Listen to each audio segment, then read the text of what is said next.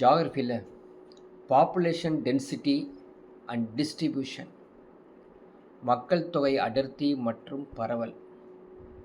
So நம்ம இந்த வீடியோவில் பார்க்கும் பொழுது கீழே பார்த்தீங்கன்னா உங்களுக்கு தெரியும், ப்ரீவியஸ் இயர் கொஸ்டின்ஸும் இருக்குது. அப்படின்னா என்ன அர்த்தம்? எக்ஸாமில் ஏற்கனவே கேட்டிருக்காங்க இந்த பர்டிகுலர் சாப்டரில் அப்படிங்கிறத தெரிஞ்சுக்கங்க. இந்த டாபிக் எங்கே இருக்குது? கண்டென்ட்டில், ஜியாகிரஃபி கண்டென்ட்டில் எங்கே இருக்குதுன்னு பார்க்கலாம். ஸோ சாப்டர் நம்பர் 12 பாருங்கள். Chapter number 12, social geography, population density and distribution. 7th standard geography, 8th standard, 9th standard, 10th standard, 12th standard geography. All standards accept 6th standard மட்டும்தான் இல்லை. ஒரு முக்கியமான டாபிக் இது. நிறையா சேஞ்சஸ் இருக்கும். புக்கில் இருக்கிறதா அப்படியே சொல்ல முடியாது. நிறையா அப்டேஷன் இருக்கும். ஸோ அப்டேஷன் வர்றதை நீங்கள் நியூஸ் சேனல்ஸ், நியூஸ் பேப்பர்ஸ், மேகசின்ஸில் வச்சு அப்டேட் பண்ணிக்கணும். ஸோ ஃபஸ்ட்டு ஸ்டார்ட் பண்ணலாம். டெமோகிராஃபிலேருந்து ஸ்டார்ட் பண்ணலாம். டெமோகிராஃபி, மக்களியல்னா என்ன? அது மக்கள் தொகை பற்றி விளக்கும் ஒரு புள்ளி விவரம். சரிங்களா? மக்கள் தொகை பற்றி விளக்கும் ஒரு புள்ளி விவரம். The statistical study of human population, அதான் டெமோகிராஃபி. இந்த மக்கள் தொகை எப்படி சொல்கிறாங்க? சைஸ், அளவு, ஸ்ட்ரக்சர், டிஸ்ட்ரிபியூஷன், இதை பேஸ் பண்ணி தான் நம்ம ஸ்டடி பண்ண முடியும். அவங்க என்ன பண்ணுறாங்கன்னா, மக்கள் அவங்களுடைய லொக்கேஷன் பொறுத்த வரைக்கும், அதாவது அமைவிடம் எப்படி இருக்குது அப்படின்னா, based on response to birth, migration, ageing, death. சரிங்களா? இறப்பு, இடம்பெயர்வு, அதே மாதிரி உங்களுடைய முதுமை, பிறப்பை பேஸ் பண்ணி இருக்குது. அடுத்த ஒரு வேர்டு நம்ம பார்த்தோன்னு வச்சுங்களேன், பாப்புலேஷன் எக்ஸ்ப்ளோஷன், மக்கள் தொகை வெடிப்பு. அப்படின்னா திடீர்னு ஒரு கிரேட்டஸ்ட் சேலஞ்ச் அது. இப்போ ரீசெண்டாக நம்ம மக்கள் தொகை வெடிப்பை ஃபேஸ் பண்ணிட்டு தான் இருக்கோம். இந்த மக்கள் தொகை பரவலுக்கு என்ன காரணிகள் அப்படின்னு பார்த்தீங்கன்னா, ரிலீஃப், நிலத்தோற்றம், ஆக்சசிபிலிட்டி, அணுகக்கூடிய அமைவிடம், அடிக்வேட் வாட்டர் சப்ளை, நிறைவான போதுமான நீர் அளிப்பு, சாயில், மண், எக்கனாமிக் அண்ட் பொலிட்டிக்கல் ஃபேக்டர்ஸ், பொருளாதார மற்றும் அரசியல் நிலை தான் இதுக்கு காரணம். ஸோ பாப்புலேஷன் டிஸ்ட்ரிபியூஷன் சம்டைம்ஸ் இந்த வேர்ல்டில் எப்படி இருக்குது? அன்ஈவனாக இருக்குது. சரிங்களா? ஒரே மாதிரி இல்லை. அதாவது 10 மோஸ்ட் பாப்புலஸ் கண்ட்ரிஸ் கொஞ்சம் லிஸ்ட் எடுத்து பார்த்தோம்னா, இந்த world together make up nearly 60% of the world's population தான் இருக்குது. அப்போ இந்த டென்சிட்டி ஆஃப் பாப்புலேஷன் நம்ம எடுத்து செக் பண்ணோம்னா அது எப்படி இருக்குது அப்படின்னு பார்த்தீங்கன்னா, total population divided by total area of the country, மக்கள் தொகை மற்றும் மக்கள் தொகை டிவைடட் பை நாட்டின் மொத்த பரப்பளவு. ஸோ நாட்டின் மொத்த பரப்பளவில் எத்தனை மக்கள் தொகை அப்படிங்கிறது அந்த population density. So physiological, nutritional டென்சிட்டியும் அப்படின்னு இருக்குது. இது என்ன அப்படின்னு பார்த்தீங்கன்னா, இந்த ratio between total population and total cropped area. So மொத்த மக்கள் தொகைக்கும் மொத்த பயிரிடப்பட்ட பரப்பளவுக்கு இடையான விகிதாச்சாரம் தான் இந்த உடலியல் ஊட்டச்சத்து அடர்த்தி. ஸோ இந்த ஒரு பாயிண்ட்டை நீங்கள் புதுசாக பார்ப்பீங்க. இதை கொஞ்சம் கான்சன்ட்ரேட் பண்ணி வச்சுக்கணும். அதே மாதிரி உலகில் விளை நிலம் அப்படின்னு எடுத்துக்கிட்டால் 13.3% இருக்குது. ஊட்டச்சத்து அடர்ச்சி சதவீதம் அப்படிங்கிறது ஒரு சதுர கிலோமீட்டருக்கு 325 பேர் அப்படின்னு வாழ்கிறாங்க. இதில் மாற்றத்துக்குரியது. இப்போ ரீசெண்டாக கொஞ்சம் சேஞ்சஸ் இருக்கும். ஸோ புக்கில் உள்ளதை அப்போ நடத்திட்டு இருக்கோம். டோட்டல் பர்சன்டேஜ் ஏரபிள் லேண்ட், விளை நிலம் அப்படின்னா 48.83 தான் இந்தியாவில் இருக்குது. நியூட்ரிஷனல் டென்சிட்டி அப்படின்னு பார்த்தீங்கன்னா 753 per square kilometre of land தான் வச்சுருக்காங்க. அது ஒரு சதுர கிலோமீட்டருக்கு 753 பேர். சரி, ஹையஸ்ட் நியூட்ரிஷனல் டென்சிட்டி பாப்புலேஷன் எந்த நாடு அப்படின்றது தான் சிங்கப்பூர் தான். சிங்கப்பூரில் எவ்வளோங்க 4,40,998 பேர் இருக்காங்களாமா ஒரு சதுர கிலோமீட்டருக்கு. இது வேர்ல்டுலேயே வந்து மிக பெருசாக இருக்குது. சரிங்களா? இதான் சிங்கப்பூரில் இருக்கக்கூடிய ஒரு ஹையஸ்ட்டு பாப்புலேஷன் டென்சிட்டி. சரி, மக்கள் தொகை அடர்த்திக்கு காரணத்தை எடுத்து செக் பண்ணி பார்த்தோம்னா, ஹை டென்சிட்டி ஏரியா பாப்புலேஷன், மிக அடர்த்தியான மக்கள் தொகை கொண்ட பகுதிகள். காரணம் என்ன அப்படின்னு பார்த்தீங்கன்னா, ஃபெர்டைல் பிளைன்ஸ், அதாவது விளைச்சல் தரக்கூடிய சாதகமான விளை நிலங்கள், அதே மாதிரி favourable climate, highly industrialised urbanised area, இதெல்லாம் வந்து tense பாப்புலேஷனுக்கு reason. There are 4 major areas of high density populations with more than 100% per square kilometer. சரிங்களா? அதாவது 4 மிக அடர்த்தியான மக்கள் தொகை பகுதின்னு நம்ம வந்து பிரிக்கிறோம். எப்படி பிரிக்கிறோம்னு பாருங்க. Eastern Asia including China, Japan, Republic of Korea. Second one southern Asia comprising India, Bangladesh, Sri Lanka. North and eastern part of United States of America. Central and north western Europe. So இது மாதிரி 4 பிரித்து வச்சுருக்கோம். இருக்கிறதுலே lowest அப்படின்னு எடுத்துக்கிட்டோன்னா Australia உலகின் மிக குறைவான மக்கள் தொகை கொடர்த்தி கொண்ட நாடு. 2% பர் கிலோமீட்டர் தான் அந்த பகுதியில் வந்து வாழ்கிறாங்களாமா. 2%. Inhabitants of this area have high standard livings. அங்கெல்லாம் வந்து மிக உயர்ந்த வாழ்க்கை தரத்தை நம்ம பார்க்க முடியுது. சரி, லோ டென்சிட்டி எடுத்து செக் பண்ணி பார்க்குறோம். எதனால் அப்படின்னு பார்த்தீங்கன்னா, மோசமான பாதகமான சூழ்நிலை. செகண்ட் ஒன் பார்த்தீங்கன்னா, லேக் ஆஃப் எக்கனாமிக் ஆக்டிவிட்டீஸ், தொழில்கள் இல்லாமை. மூன்றாவது lack of transport and communication, government policies. இதெல்லாம் வந்து 4 முக்கியமானது. இதுதான் வந்து மக்கள் தொகை அடர்த்திக்கு குறைவான காரணம். ஸோ பாப்புலேஷன், மக்கள் தொகை, ஒரு குறிப்பிட்ட புவிப்பரப்பில் காணப்படும் ஒரே இனம் சார்ந்த தனி நபர்களின் குழுவை தான் நம்ம மக்கள் தொகை சொல்கிறோம். The basic terms. A group of individuals of the same species occupying a particular geographic area. அதான் வந்து பாப்புலேஷன். பீப்புள்னா என்ன? ஒரு குறிப்பிட்ட நாட்டின் சமூகத்தின் உறுப்பினர்கள். So particular nation, community, ethnic group. Crude birth rate, அதாவது நேட்டாலிட்டி ரேட், பிறப்பு விகிதம் அப்படின்னா ஒரு வருடத்தில் 1000 பேருக்கு பிறக்கும் குழந்தைகளின் எண்ணிக்கை தான் நேட்டலிட்டி ரேட் அப்படின்னு சொல்கிறோம். Crude death rate, mortality rate அப்படின்னா அதே மாதிரி ஒரு வருடத்தில் 1000 பேர்களில் இறப்பவர்களின் எண்ணிக்கை. ஸோ 1000 நம்ம பிரித்து சொல்கிறோம், not 100. So net migration rate எப்படி கால்குலேட் பண்ணுறது அப்படின்னு பார்த்தீங்கன்னா, n equal to I minus E divided by P into 1000. So இனிஷியலாக வந்து புக்கில் 1000 தான் போட்டிருப்பாங்க. நம்ம எப்படி நம்ம நினச்சிக்கணும்னா I minus E divided by P into 1000 போட்டுக்கணும். எல்லாமே 1000க்கு தான். அப்போ ஐங்கிறது நம்ம தெரிஞ்சு வச்சுருக்கணும், ஈங்கிறது தெரிஞ்சு வச்சுருக்கணும்.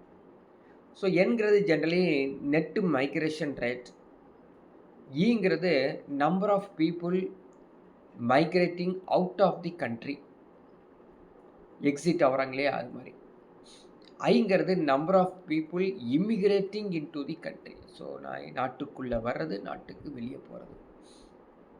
செகண்ட் ஒன் ஃபெர்டிலிட்டி ரேட், கருவுறுதல் விகிதம் எப்படி கால்குலேட் பண்ணுறது அப்படின்னு பார்த்தீங்கன்னா, the number of live births expected per 1000 women in the lifetimes in specified geographical area for a specified point in time, usually a calendar year. ஒரு வருடத்தில் ஒரு பெண்ணுக்கு அல்லது 1000 பெண்களுக்கு வாழ்நாளில் பிறக்கும் குழந்தைகளின் எண்ணிக்கை தான் ஃபெர்டிலிட்டி ரேட் அப்படின்னு சொல்கிறோம்.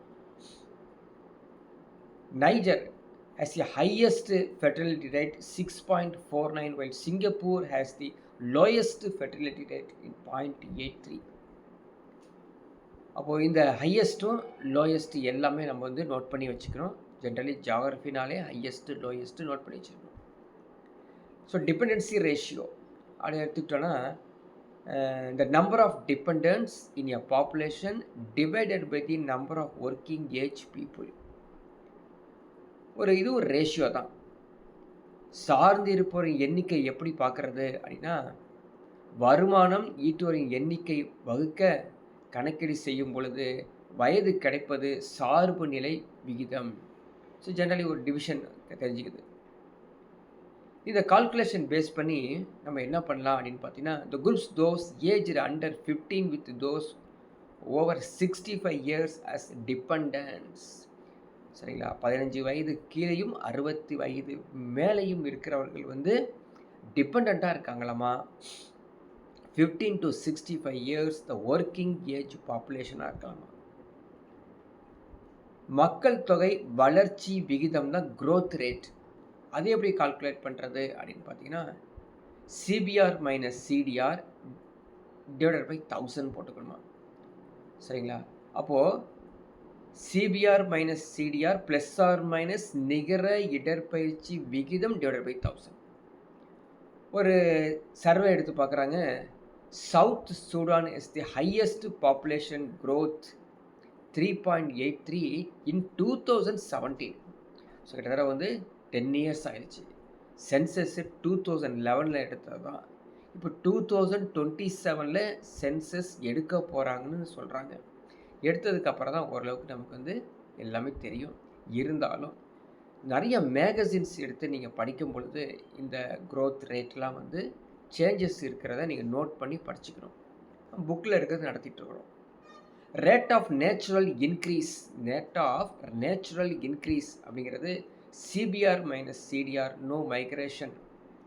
So population RNA usually expressed as a percentage. Generally தெரியும் 2% அப்படிங்கிற 2/100, 20னா 20 divided by 1000. அடுத்த ஒரு ரேட் பாருங்கள், அடல்ட் லிட்டரசி ரேட், வயது வந்தோர் கல்வி அறிவு விகிதம். அடல்ட் லிட்டரசி இண்டெக்ஸ்னு ஒன்று இருக்குது. வயது வந்தோர் கல்வி அறிவு குறியீடு அப்படின்னு ஒன்று இருக்குது. அது என்ன அப்படின்னு பார்த்தீங்கன்னா, a statistical measure used to determine how many adults can read and write in a certain area or nation. ஒரு பகுதியில் அல்லது ஒரு நாட்டில் வந்து வயது வந்தோர் வந்து படிக்கவும் எழுதவும் தெரிந்தவர்களை வந்து புள்ளி விவரம் எடுப்பது தான் இந்த அடல்ட் லிட்டரசி இண்டெக்ஸ். அப்போ அடல்ட் லிட்ரஸினா என்ன அப்படின்னா, one of the factors in measuring human development index. நம்ம ஆல்ரெடி படிச்சிருக்கோம். HDI வந்து இதான் வந்து ஃபஸ்ட் டாப்பிக்கில் படிச்சிருக்கோம். The HDI of each nation along with life expectancy, education, standard living. ஒரு நாடு இல்லையா, அந்த நாடு பேர் வந்து Burkina Faso has the lowest literacy rate 21.8% in 2015. மறந்துடாதீங்க, கொஞ்சம் இப்போ சேஞ்சஸ் இருக்கும், என்ன கொஞ்சம் குறைஞ்சிருக்கும். நாட்டின் வாழ்க்கை தரத்தை கல்வி அறிவு சதவீதம் தான் முக்கியமானது. நெக்ஸ்ட் ஒன் பாருங்கள், லைஃப் எக்ஸ்பெக்டன்சி ரேஷியோ, ஆயுள் எதிர்பார்ப்பு சதவீதம் அல்லது விகிதம் அப்படின்னா, the average number of years a person born in a given country expected to live. அதாவது ஒரு பர்டிகுலர் வருடத்தில் பர்டிகுலர் நாட்டில் வந்து பிறந்த நபர்கள் அவர்கள் எவ்வளோ நாள் வாழ்கிறாங்க அப்படின்னா லைஃப் எக்ஸ்பெக்டன்சி ரேட். ஸோ 2015 கணக்கின்படி சரிங்களா 89.52 இயர்ஸ், ஜென்ரலி அரவுண்ட் 90 இயர்ஸ் தான் வாழ்கிறாங்களாமா. நாட்டு 90 நியரஸ்ட்டும். எந்த நாடு அப்படின்னா மொனாக்கா. அவங்க தான் வந்து நீண்ட ஆயுட்காலம். சரி, குறைவான ஆட்காலம் எது? சாடு அப்படிங்கிற ஒரு நாடு 49.81, 50 வருடத்துக்கு கிட்டத்தட்ட நெருங்கின போல இருக்காங்க. ஸோ உலகத்தில் மக்கள் தொகை வளர்ச்சி எப்படி ஏற்பட்டது என்ன அப்படிங்கிற டீட்டெயில்ஸ் பார்த்தோம்னா, இப்போ கரண்ட் வேர்ல்டு பாப்புலேஷன் 7.6 பில்லியன். இதுவும் மாற்றத்துக்குரியது. ஏன்னா இப்போலாம் கிட்ட 8 பில்லியன் கிட்ட சொல்லிட்டு இருக்காங்க சரியா. To reach 8.6 billion 2030, 9.8 billion 2050. என்ன மீனிங்? 760 கோடி, 860 கோடி, 980 கோடி, அரௌண்டு 2050 வந்து பார்த்தீங்கன்னா 1000 கோடி கிட்ட டச் ஆகிருதாமா. ஆனால் 2100 11.2 billion in 2100 according to new United Nation report being லான்ச்சில் அதை சொல்லியிருக்காங்க. So 83 million people being added to the world's population every year. So 8.3 கிட்டத்தட்ட வந்துருச்சு. Current population according to UN department of economic social affairs February 2019 வந்து 7.6 மில்லியனை சொல்லியிருக்காங்க. So வேர்ல்டுலே highest அப்படின்னு சொல்லப்போனால் China. எப்போ அப்படின்னு 2015. ஆனால் இப்போ இந்தியா தான் இந்த வேர்ல்டு ஹையஸ்ட்டு பாப்புலேஷன். எவ்வளோ இருக்காங்களாமா? 1.4 கிராஸ் பண்ணிட்டாங்களாமா. 2027 நெக்ஸ்ட் இயரில் 1 இயர் ஃபுல்லாக சென்சஸ் எடுத்து 2028 தான் நமக்கு எத்தனை மில்லியன்ஸ் இருக்காங்க அப்படிங்கிறதே தெரியும். ரஃப் கால்குலேஷன் தான் போட்டிருக்கோம். இஃப் ரஃப்லி அரவுண்ட் 2024, இப்போ நடக்குது 2026, the population of India is expected to surpass that of China. China overtake பண்ணிடுவாங்க. ஓவர்டேக் பண்ணிட்டுன்னு தான் சொல்கிறாங்க. The population in world is currently 2019 1.09% per year. அப்படியே கொஞ்சம் கொஞ்சமாக அது டவுன் ஆகிட்டு இருக்குது. 2100 வந்து இந்தியாவோட பாப்புலேஷன் 0.09% இன்க்ரீஸ் ஆகும் சடனாகவே அப்படின்னு சொல்லியிருக்காங்க. ஸோ 11.2 பில்லியன் வந்து வேர்ல்டில் வரும்போது the world population will therefore the continue grow of 21st century. தொடர்ந்து நடந்துட்டு இருக்குது. 21வது நூற்றாண்டில் நம்ம அது வேர்ல்டில் இருக்கக்கூடிய மக்கள் தொகை அதிகமாயிட்டே இருக்குது அப்படிங்கிறதான் இந்த மேப்பு நம்மளை காமிக்குது. ஸோ வேர்ல்டு பாப்புலேஷனுடைய 2050 ப்ரொஜெக்ஷன் தான் இந்த மேப்பு. இந்த வீடியோ வந்து அப்லோட் ஆனதுக்கப்புறம் இந்த பிடிஎஃப்பை நீங்கள் டவுன்லோட் பண்ணி படிச்சுக்கோங்க. Very very important short crisp நோட்ஸுங்க. நீங்கள் நிறைய புக் எடுத்து கலெக்ட் பண்ணி அதுலேருந்து நோட்ஸ் எடுக்கிறதுக்கு பதிலாக நாங்களே எடுத்து கொடுத்துருக்குறோம். நீங்கள் புக்கு டெக்ஸ்ட் புக் வச்சுருந்தாலும் இந்த நோட்ஸை வந்து நீங்கள் டவுன்லோட் பண்ணி படிச்சுக்கோங்க. நெக்ஸ்ட் ஒன்று பாருங்கள், டப்ளிங் டைம் பாப்புலேஷன், மக்கள் தொகை இரட்டிப்பு காலம் அப்படின்னு. என்னது doubling time? The amount of time it takes for given quantity of population to double in size at a constant growth rate. ஒரு நாட்டில் மக்கள் தொகை அல்லது நிலையான வளர்ச்சி இரட்டிப்பாக இருப்பது தான் டபுள் டைம் ஆஃப் பாப்புலேஷன். அதுக்காக நிறையா வந்து சர்வே நம்ம எடுத்து கண்டுபிடிச்சி வச்சுருக்கோம். 1959 3 பில்லியன், 1999 6 பில்லியன். சரி, 40 ஆண்டில் வந்து எப்படி ஆச்சு? அப்படியே டபுள் ஆயிடுச்சு இல்லையா? இந்த டபுளிங் நடந்துட்டு தான் இருக்குது. இப்போ latest world population projection indicates the world population will reach 10 billion persons in the year 2055, 11 billion in the person year 2088. So next மக்கள் தொகை வளர்ச்சிக்கு காரணம் இந்த வட்டார லெவலில் அதிகமாக வரதான். Areas of low growth rate, குறைவான மக்கள் தொகை வளர்ச்சி பகுதின்னு சொல்லி ஒரு கணக்கீடு கொடுத்துருக்காங்க. அது எது அப்படின்னு பார்த்தீங்கன்னா டெவலப்டு கண்ட்ரிஸ் தான் எடுத்திருக்காங்க. US, Canada, Japan, Australia, New Zealand and countries of western Europe have low growth rate population is due to low birth rate and low death rates. இதான் வந்து முக்கியமான காரணம்.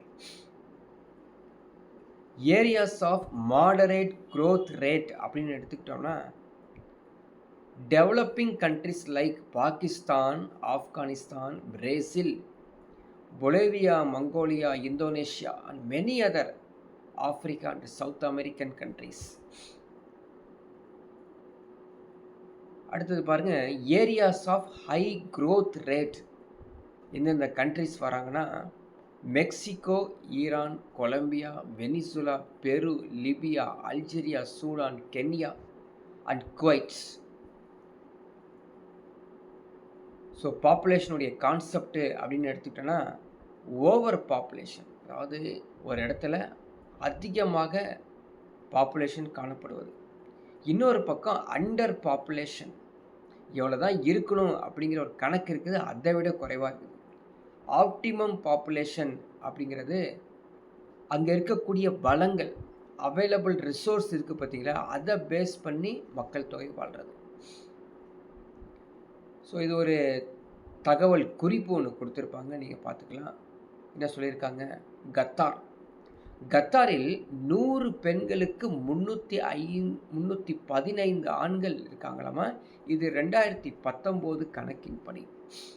சரிங்களா, எப்படி பாருங்கள், 100 பெண்களுக்கு 310 ஆண்கள் அதிகமாக இருக்காங்க, பெண்கள் குறைவாக இருக்காங்க. மக்கள் தொகை தகவல் குறிப்பு இன்னொன்று சொல்கிறாங்க, ஐநா சபையில் வந்து பிப்ரவரி 19, 2019 சொல்லியிருக்காங்களாமா.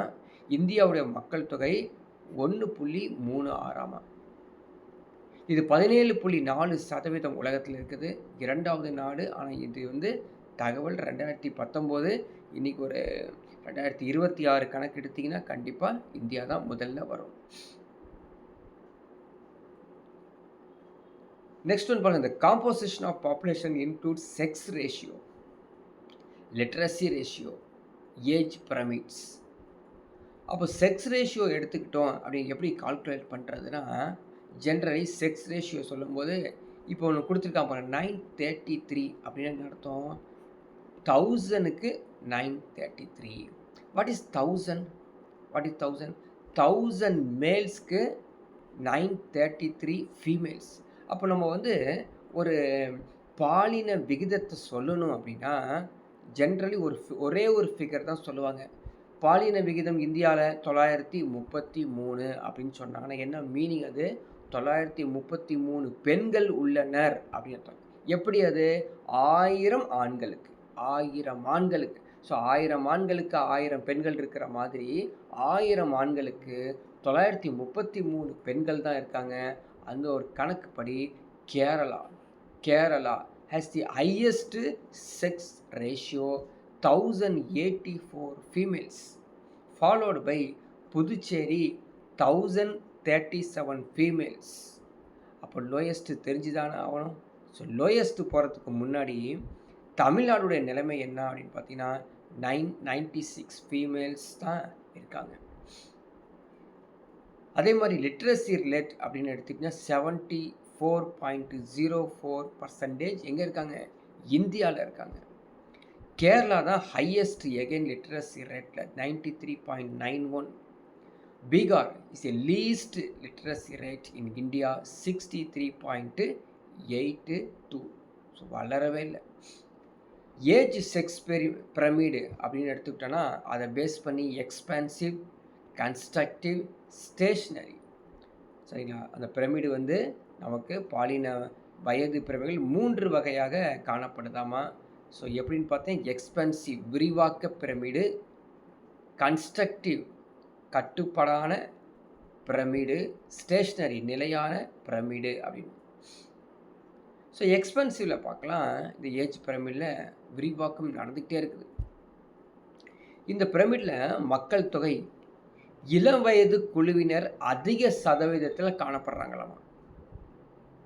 அதிக இனப்பெருக்கமும் குறைந்த ஆயுள் எதிர்ப்பும் கொண்ட மக்கள் தொகையாக காணப்படுவது தான் இந்த expensive age. Such population pyramid is characterized in newly developing countries like எங்கே? Afghanistan, Bangladesh, Kenya and some countries of Latin America. அங்கதான் இது காணப்படுது. அதனுடைய ஸ்டாட்டிஸ்டிக்ஸ் தான் நீங்கள் படத்தில் பார்த்துட்ருக்கீங்க. ஸோ இந்த பிடிஎஃபை டவுன்லோட் பண்ணி நீங்கள் அந்த படத்தை பிரமிடை பார்த்துக்கலாம். நெக்ஸ்ட் ஒன் பாருங்கள், கன்ஸ்ட்ரக்டிவ் ஏஜ் செக்ஸ் பிரமிடு. இதில் என்ன சொல்கிறாங்க அப்படின்னு பார்த்தீங்கன்னா, இந்த பிரமிடில் கீழ்ப்பகுதி குறுவலாக காணப்படுவதால் கட்டுப்பாடான பாலின வயது பிரமிடு காணப்படுகிறது. இந்த பிரமிடில் இள வயதினரின் சதவீதம் குறைவாக உள்ளது. The lower percentage of younger people. இந்த கன்ஸ்ட்ரக்டிவ் ஏஜில் அந்த இருக்கக்கூடிய நாடுகள் எடுத்துக்கிட்டோம் அப்படின்னா, the United States as a constructive age sex pyramid சொல்லி நம்ம நோட் பண்ணி வச்சுக்கணும், எங்கேயாவது கேட்டு விட்ருவாங்க. So United State constructive, so கட்டுப்பாடான பாலினம், இப்படி தான் வந்து செக்ஸ் ரேஷியோ இருக்குன்னு சொல்லி ஒரு கட்டுப்பாடு வச்சுருக்காங்க. ஸ்டேஷ்னரி ஏஜ் செக்ஸ் பிரமிடு அப்படின்னு எடுத்திங்கன்னா, ஒரு நிலையாக ஏறக்குறைய சமவிகத்தில் இருப்பதை காட்டும் பிரமிடுகளமா. This is not a decrease or increase in population, it's is stable. அதில் இருக்கக்கூடிய நாடு ஆஸ்திரியா, நாட் ஆஸ்திரேலியா. ஆஸ்திரேலியானா கிரிக்கெட் ஞாபகம் வச்சுக்கோ, ஆஸ்திரியானா அவங்க கிரிக்கெட் விளையாட மாட்டாங்க, ஆஸ்திரியா. அது Austria as a stationary age pyramid. அப்போ நாடுகளை நீங்கள் வந்து ஞாபகம் வச்சுக்கணும், எங்கேயாவது எஸ்எஸ்சி ஆர்ஆர்பியில் கேட்கறதுக்கு சான்ஸ் இருக்குது. The purpose of age sex pyramid எதுக்காகுது அப்படின்னு பார்த்தீங்கன்னா, to find out comparison between the number of men and women, the number of workers and structure of the population in the country quickly. அதான் முக்கியமானது. Quickly அப்படிங்கிறத அந்த உயிர் வேடு. துரிதமாக நம்ம கண்டுபிடிக்க முடியும், ஒப்பிடுதல் செய்ய முடியும், தொழிலாளர்கள் எண்ணிக்கையை பார்க்கலாம், மக்கள் தொகை கட்டமைப்பை பார்க்கலாம். இது மட்டும் இல்லாமல் எ purpose to assist the government to taking development policies. இதை பேஸ் பண்ணி தான் அரசாங்கம் கொள்கைகளை உருவாக்க முடியுமா.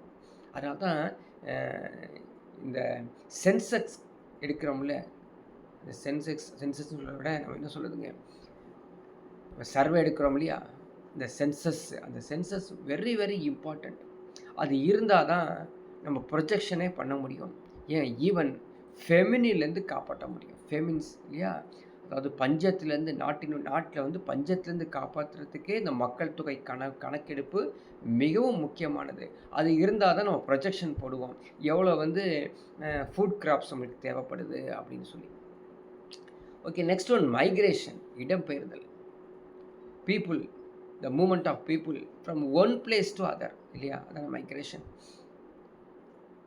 So population growth after fertility and mortality, இதை பேஸ் பண்ணி we can control the migration. The migration of people into an area from outside is called immigration. அதாவது நம்ம நாட்டை விட்டு வெளியே போயிட்டாங்கன்னா இமிக்ரேஷன். நீங்கள் வந்து இப்போது வெளிநாடு யாராவது போகிறாங்கன்னு வச்சுக்கலேன், பாஸ்போர்ட் கொடுத்தோம்னா இமிக்ரேஷன் செக் பண்ணணும் அப்படின்னு சொல்லுவாங்க. இதுவே வெளிநாட்டிலேருந்து நம்ம நாட்டுக்கு வர்றாங்க அப்படின்னா எமிக்ரேஷன். ஸோ மாற்றி சொல்லியிருக்கணுமா, மாற்றி சொல்லியிருக்கோம். So in migration, out migration, சரிங்களா. நம்ம நாட்டிலேருந்து இது பாருங்க அவுட் சைடு, என்ன வச்சுங்க அவுட் சைடு போகிறாங்க.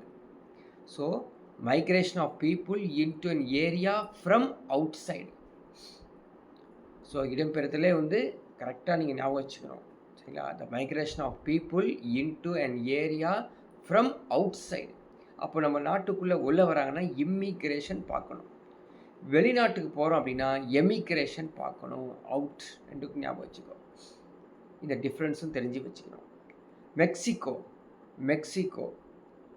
Is the country with largest number of emigration in the world. Note பண்ணி வச்சுக்கலாம். ஸோ ஜியாகிரஃபி பொறுத்த வரைக்கும் லார்ஜஸ்ட், ஸ்மாலஸ்ட், ஷார்ட்டஸ்ட், லென்த்தஸ்ட் எல்லாத்தையும் நோட் பண்ணி வச்சுக்கணும்.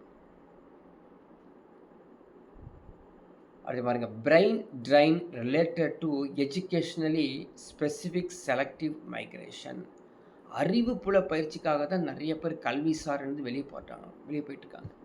ஸோ வேலைக்கு போகிறத விட படிக்கிறதுக்கு அதிகமாக போகிறாங்க.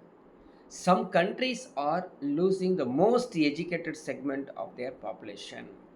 It can be both benefits for receiving country, the problem of country இந்த அர்ஜென்ட். ஸோ எக்ஸாம்பிளுக்கு ஒன்று எடுத்துக்கலாம். சூடானுக்கு ஒரு கண்ட்ரி, நிறைய ஸ்டூடெண்ட்ஸ் வந்து நம்ம வந்து இந்தியாவில் வந்து படிக்கிறாங்க.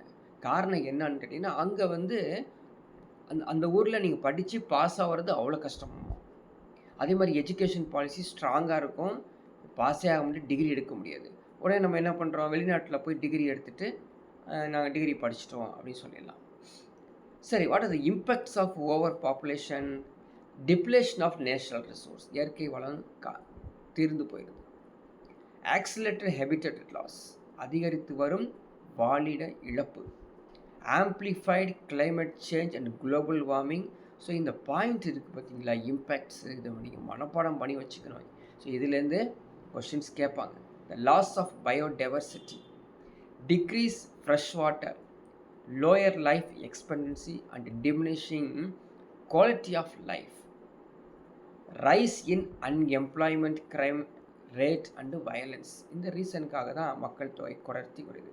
அதே மாதிரி இன்க்ரீஸ் இன்டென்சிவ் ஃபார்மிங், அதிகரித்து வரும் தீவிர வேளாண்மை, இதை பொறுத்து தான் நிறைய இந்த மக்கள் தொகை குறையுது. சரி, ஓவர் பாப்புலேஷன் அப்படின்னு எடுத்துக்கிட்டோன்னா how to control over population? Creating awareness campaigns, விழிப்புணர்வு கொடுக்கணும். இப்போ நிறைய நாடு விழிப்புணர்வு கொடுக்கறதே இல்லை. என்ன ரீசன்னு தெரிஞ்சு வச்சுக்கோங்க. அதாவது அவங்க ரீசன் நெகட்டிவ் ரீசனாக சொல்கிறாங்க.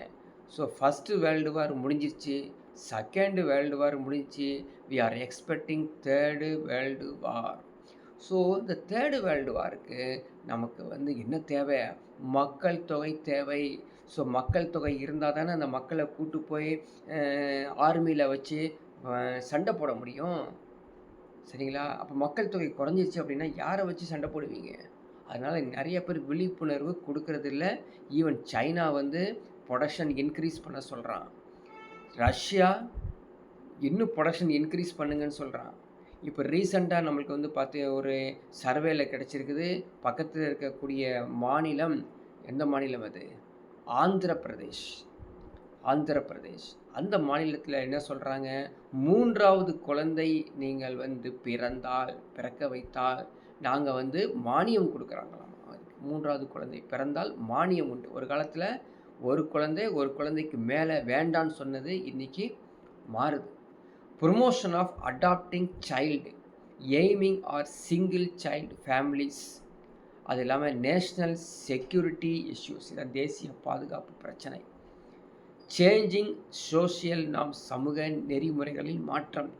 Providing tax benefits and concessions, இதெல்லாம் காரணத்தை காட்டி இம்பேக்ட்ஸை சொல்கிறாங்க.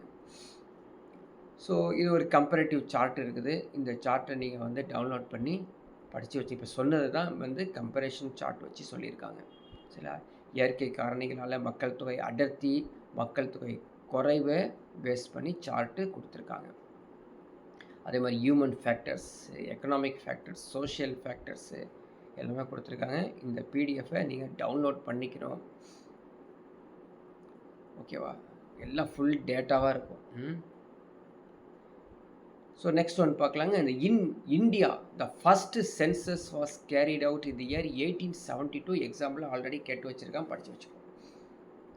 இந்தியாவில் முதல் கணக்கெடுப்பு, மக்கள் தொகை கணக்கெடுப்பு 1872. But first complete and synchronous census was conducted 1881. சரிங்களா? அதாவது முழுமையாக எடுத்தது 1881, ஆரம்பித்தது 872. கடைசியாக எடுத்தது எப்போன்னு எடுத்திருக்காங்க பாருங்கள். அதாவது 15வது மக்கள் தொகை கணக்கெடுப்பு 2011 எடுத்திருக்காங்களாமா. ஸோ இதுலேருந்து நம்ம என்ன தெரிஞ்சுக்கலாம்னா, பீரியட் ஆஃப் ஸ்டாக்னன்ட் பாப்புலேஷன் 1901 1921, அதான் ஃபஸ்ட்டு ஃபேஸ் ஒரு 20 இயர்ஸ்க்கு எடுத்திருக்காங்க. Period of steady growth during the second phase ஒரு 30 இயர்ஸ். ஸ்டெடி க்ரோத் திரும்ப இருக்குதாமா during the third phase. So steady growth தான் இப்போதைக்கு மக்கள் தொகை இருந்துக்கிட்டே இருக்குது. The period of high growth with definite signs of slowing down. அதாவது ஹை க்ரோத் ஜென்ரலி பார்த்தீங்கன்னா எல்லா மேப்பும் இப்படி தான் இருக்கும். நீ எக்கனாமிக்ஸ் மேப்லாம் எடுத்து பார்த்தீங்கன்னா, ஸோ இப்படி இப்படி மேலே போயிட்டு ஒரு டிக்ளைன் ஆகி திரும்ப டவுன் ஆகி இப்படி போகும். ஸோ இந்த எல்லாம் மார்க்கெட்டிங் பொறுத்த வரைக்கும் அப்படி தான். ஸோ டிக்ளைனேஷன் நடக்கும். இந்த இது இருக்குது பார்த்தீங்களா, இதை தடுக்கணும். தடுத்து அப்படி கொண்டு போய் இப்படி கொண்டு போய் இப்படி போகணும். சரிங்களா? இவங்க பார்த்தீங்கன்னா இந்த மக்கள் தொகை கணக்கெடுப்பு ஹை க்ரோத் ஆகி திரும்ப டிக்ளைன் ஆகிட்டு ஸ்லோ டவுன் ஆகிருக்குது. எப்போது 1981 2011. ஸோ 2011 சென்சஸ் பிரகாரம் 1.21 தான் இருந்திருக்காங்க. அது 121 கோடி பேர் தான் இருந்திருக்காங்க. ஆனால் கண்டிப்பாக இன்றைக்கி 140 கோடி டச் பண்ணியிருக்குன்னு சொல்கிறாங்க. It shows an increase 19.31 crores from the population of 2001. 2001க்கும் 2011க்கும் 19.31 கோடி பேர் அதிகம் போயிட்டாங்களாமா. சரி, எங்கே அதிகமாக இருக்காங்க அப்படின்னு பார்த்தீங்கன்னா உத்தரப்பிரதேசம்லாம் 199.5 மில்லியன் இருக்காங்க. Maharashtra 112.3 million, Bihar 103.8 million, West Bengal 91.3 millions, combined Andhra Pradesh 48.6 million. சரியா? ஸோ தமிழ்நாடுலாம் கீழே வந்துடுது. The 5 states account of of the country population. 5 state மட்டும் டோட்டல் பாப்புலேஷனில் பாதி வந்து அவங்க தான் வச்சுருக்காங்க. அதில் அந்த யூபி, உத்தரப்பிரதேஷ், மகாராஷ்டிரா ஃபுல். சரி, ரொம்ப குறைவாக இருக்கக்கூடிய மாநிலம் எது அப்படின்னா 0.61 மில்லியன் இருக்கக்கூடிய சிக்கிம். அதிகமாக இருக்குது யூனியன் டெரிட்டரியில் அப்படின்னு பார்த்தீங்கன்னா கண்டிப்பாக வந்து டெல்லி தான் இருக்கும். ஏன்னா அது வந்து கேபிட்டல், எல்லோரும் அங்கே தான் ஃபெசிலிட்டிஸ் அதிகம், அங்கே தான் போவாங்க. சரி, லிட்ரேசி ரேட் 2011 சென்சஸ் பிரகாரம் 74.04 இருக்குது. So male female gap. So example நீங்கள் கொஷின் கேட்கும் பொழுது 2011 பேஸ்டு தான் கேட்பாங்க. சரிங்களா? அதில் கொஷின்லேயே வந்து நீங்கள் பார்த்தீங்கன்னா ப்ராக்கெட்டில் 2011 தான் கொடுத்துருப்பாங்க. So male 82.14. மீதிலாம் வந்து நீங்கள் எக்ஸ்பெக்ட் பண்ணுறது தான். சார் நான் ஒரு ஜேர்னலில் பார்த்தேன், அந்த ஜேர்னலில் வந்து லிட்ரஸி ரேட் ரேஷியோ வந்து 86 இருக்காமா அப்படிங்கிறத வந்து தெரிஞ்சிக்கலானே தவிர அது வந்து என்ன சொல்கிறதுங்க, கன்ஃபார்ம்டு டேட்டா கிடையாது.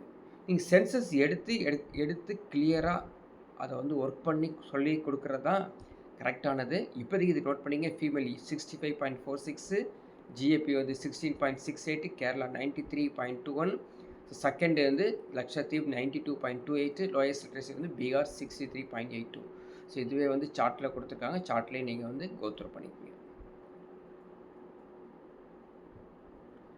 ரைட், நெக்ஸ்ட் ஒன் பார்க்கலாம். According to the 2011 census the sex ratio அப்படின்னு எடுத்துக்கிட்டோம்னா த கண்ட்ரி 940 ஃபீமேல்ஸ் தான் இருக்காங்களாமா. ஸோ இந்த ஒரு சார்ட்டையும் நீங்கள் பார்க்கலாம். 1991 வந்து செக்ஸ் ரேஷியோ 927 இருந்தது. 2011 940 இருக்குது. இப்போ கண்டிப்பாக ஒரு 960 980 கூட இருக்க சான்ஸ் இருக்குது. அதே மாதிரி spatial pattern of population density கொடுத்துருக்காங்க பாருங்கள். இதுவும் நோட் பண்ணி வச்சுக்கோங்க, இது எக்ஸாமில் கேட்பாங்க. வெரி லோ டென்சிட்டி எதை வச்சு குறிக்கிறாங்க அப்படின்னா 150 பேர் ஒரு சதுர கிலோமீட்டர் இருந்தாங்க. நம்ம லோ டென்சிட்டி அப்படிங்கிறது வந்து 150லேருந்து 300 பேர் இருக்கக்கூடிய பிளேசஸ். மாடரேட் டென்சிட்டி அப்படிங்கிறது வந்து 300லேருந்து 500. ஹை டென்சிட்டி அப்படிங்கிறது 500லேருந்து 1000.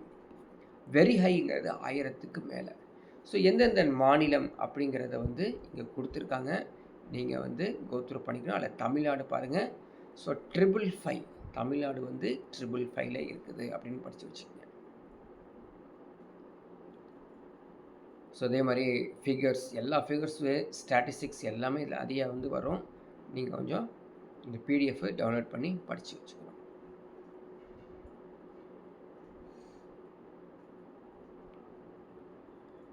ஃபுல் 2011 கம்ப்ளீட் ஸ்டாட்டிஸ்டிக்ஸ் வந்து கொடுத்துருப்பாங்க.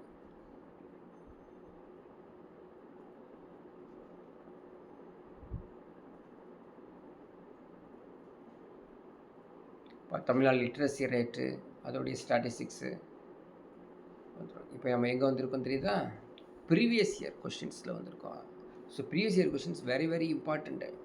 எப்படி இப்போ படித்தது வந்து ஞாபகத்தில் இருக்காது, ஆனால் ப்ரீவியஸ் இயர் கொஷின்ஸ் எடுத்து பார்த்தா தான் நம்ம வந்து ஞாபகத்தில் இருக்கும். ஸோ ஃபஸ்ட்டு கொஷின் பாருங்கள். ப்ரீவியஸ் இயர் கொஷினில் arrange the population density descending order based on the 2011 census சொன்னேன் இல்லையா? ஸோ 2011 சென்சஸ் பிரகாரம் எந்த ஒரு கொஷின் கேட்டுட்டு வருவாங்க. சரியா? அதை பாருங்கள். Bihar, west Bengal, Kerala, Uttar Pradesh. So decreasing ஆர்டர்னா first எது? இதுதான், கேரளா தான். செகண்ட் வந்து என்னது? செகண்ட் வந்து வெஸ்ட் பெங்கால். தேர்டு வந்து சரிங்களா, ஃபஸ்ட்டு ஃபஸ்ட்டு என்னதுங்க, ஆக்சுவலாக வந்து டிக்ரீசிங் ஆர்டரில் சொன்னால் நம்ம லாங்காக சொல்லியிருக்கோம். டிக்ரீசிங் ஆர்டரில் ஃபஸ்ட்டு என்ன வருவாங்க, பீகார் தான். ஸோ 1 2 3 4ல் தான் இருக்குது. 1 2 3 4. இந்த வருஷப்படி தான் மக்கள் தொகை அடர்த்தி. உத்தரப்பிரதேசலாம் அதிகம், அதை விட குறைவு வந்து வெஸ்ட் பெங்கால், அதை விட குறைவு வந்து பீகார். நம்ம லிட்ரஸி ரேட் மாதிரி மாற்றி சொல்லியிருக்கோம். இது வந்து மக்கள் தொகை அடர்த்தி. ஸோ அடுத்தது பாருங்கள், 2011 மக்கள் தொகை கணக்கின்படி தமிழ்நாட்டின் மக்கள் தொகை அடர்த்தி வந்து இப்போ தான் பார்த்துட்டு வந்தோம், 555 அப்படிங்கிறது தான் சரியான விடை. இந்த period of stagnant population occurred, அது தேக்க நிலை ஏற்பட்ட காலம் வந்து 1901 1921. மனப்பாடம் பண்ணி வச்சுக்கோ, கேட்டே இருப்பாங்க பாருங்கள். ஸ்டேட்மெண்ட் கொடுத்து வச்சுருக்கான். நீங்கள் இந்த எக்ஸாமில் ஸ்டேட்மெண்ட்லாம் வந்துச்சு அப்படின்னா படிச்சே புரிஞ்சிக்க முடியாது. ஓகேவா? ஸ்டேட்மெண்ட் 1 என்ன சொல்லியிருக்கான், சரி கொஸ்டின்ஸ் என்ன பார்க்கலாம். இந்த ஸ்டேட்மெண்ட்டை நீங்கள் பார்த்து ஆன்சர் கொடுங்க அப்படின்னு கொடுத்துருக்காங்க. First statement, a situation where the number of people that can be supported the same as the available resource. ஒரு குறிப்பிட்ட இடத்தில் காணப்படும் வளங்களும் மக்கள் தொகையை சரியான விகிதத்தில் காணப்படுவது அப்படிங்கிறது ராங்கு. வளங்கள் மட்டும் கிடையாது. இப்போனா சென்னையில் வளங்களாக இருக்குது.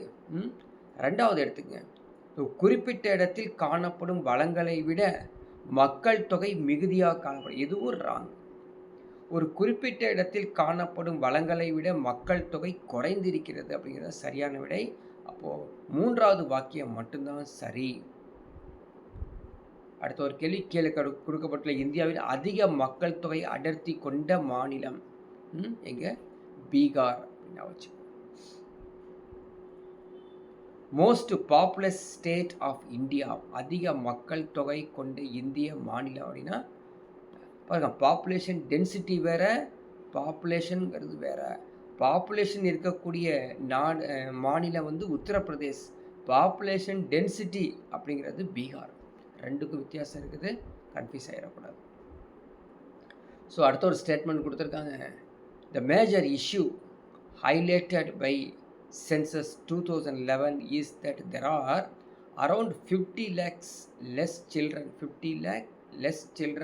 in age group 0 to 6 years in 2011 than census 2008. இந்த ஸ்டேட்மெண்ட் சரியா அப்படின்னு கேட்டிருக்காங்க. சரிதான். ஸோ எப்படி புக் எடுத்து படித்து பார்த்தீங்கன்னா தெரியும்.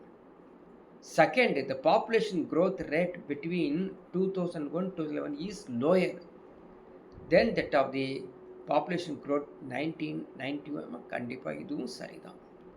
அப்போது எஸ், அது போத்து S1 S2 கரெக்ட் அப்படின்னா ஆப்ஷன் ஏவும் வரும், ஆப்ஷன் டியும் வரும். But S2 does not explain S1. இங்கே S2 எக்ஸ்பிளைன் தி S1. அப்புறம் மீனிங் என்னதுங்க, S2 எக்ஸ்பிளைன்ஸ் தி S1 கிடைக்கிறது சரியான விடை. ஸோ நிறையா ப்ரீவியஸ் இயர் கொஷின்ஸ் எடுத்து பார்க்கும்போது தான் நீங்கள் ஆன்சரே கொடுக்க முடியும். நெக்ஸ்ட் ஒரு கொஸ்டின் பாருங்கள், what is the density of population? மக்கள் தொகை செறிவு என்றால் என்ன? ஒரு சதுர கிலோமீட்டரில் மக்கள் தொகை வாழுவது தான், எத்தனை பேர் வாழ்கிறாங்க அப்படின்னா பாப்புலேஷன் டென்சிட்டி அப்படின்னு அர்த்தம். இந்தியாவின் மக்கள் தொகை வளர்ச்சி பற்றி பின்வரும் கூற்றுகளில் சரியானது எவை அப்படின்னு கேட்டிருக்காங்க. பீகார், உத்தரப்பிரதேஷ், மத்திய பிரதேஷ், ராஜஸ்தான், ஒரிசா 1996 இந்தியாவின் மக்கள் தொகை 44% இருந்ததாமா. சரிதான். பீகார், உத்தரப்பிரதேசம், மத்திய பிரதேசம், ராஜஸ்தான், ஒரிசா 2016 மக்கள் தொகை 48% இருந்தது அப்படிங்கிறதும் சரிதான். 1996 2016. ஆனால் மூன்றாவது 1996 2016 காலகட்டத்தில் நாட்டின் மொத்த மக்கள் தொகை அதிகரிப்பில் 70% பங்களிக்குது அப்படின்னா இல்லைன்னு நான் சொல்கிறேன், ஆனால் எக்ஸாம் ஹாலில் நீ மாட்டிக்குவ. ஸோ இதான் வந்து நிறைய நியூஸ் சேனல்ஸு, நியூஸ் பேப்பர்ஸு, மேகசின்ஸ்லாம் படித்து எக்ஸ்பீரியன்ஸ் இருந்துச்சு மட்டும்தான் இது ஞாபகத்தில் ஆன்சர் கொடுக்க முடியும், எந்த புக்லேயும் இருக்காது. எகெயின் இதில் ஆல்ரெடி பார்த்தோம், density of population is measured total population divided by land area of the region. மக்கள் தொகை டிவைட் பை குறிப்பிட்ட நில அளவு. இந்திய மக்கள் தொகை வளர்ச்சிக்கான காரணங்கள்,